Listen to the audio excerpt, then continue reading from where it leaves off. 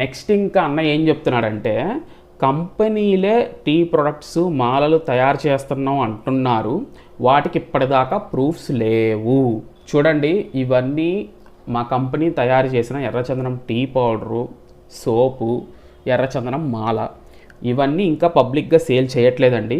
But మీకు ఎవరికైనా కావాలి అంటే విజయవాడలో ఉన్న మా బ్రాంచ్కి వచ్చి పర్చేస్ చేయొచ్చు. సో ఇవి వచ్చేసి కాస్మెటిక్ ప్రొడక్ట్స్. ఇవి ఇంకా R&D స్టేజ్లో ఉన్నాయండి, కమింగ్ మంత్స్లో మార్కెట్లోకి రాబోతున్నాయి. అలాగే ఇవి వచ్చేసి ఎర్రచందనంతో తయారు చేసిన విగ్రహాలు.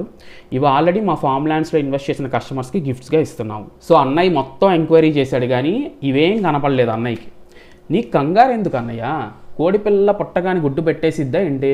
రైతుల దగ్గర ఎర్రచందనం చెట్లు పర్చేస్ చేసాం, ఫ్యాక్టరీ పెట్టాం, ప్రొడక్ట్ డెవలప్మెంట్ జరుగుతుంది, testing, packaging, branding, market launch అన్నీ స్టెప్ బై స్టెప్ జరుగుతాయి కదా. సో నువ్వేం కంగారు పడకు, ఓకేనా?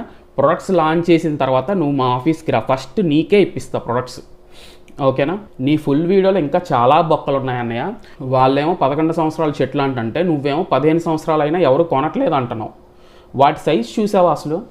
వాటి నువ్వు 15 సంవత్సరాల చెట్లు అంటే నవ్వుతారన్న జనాలు. ఇంతకీ కామెడీ ఏంటంటే వాటికన్నా మా వెంచర్స్లో పెరిగిన 5 సంవత్సరాల చెట్లు ఇంకా అలా ఉంటాయి.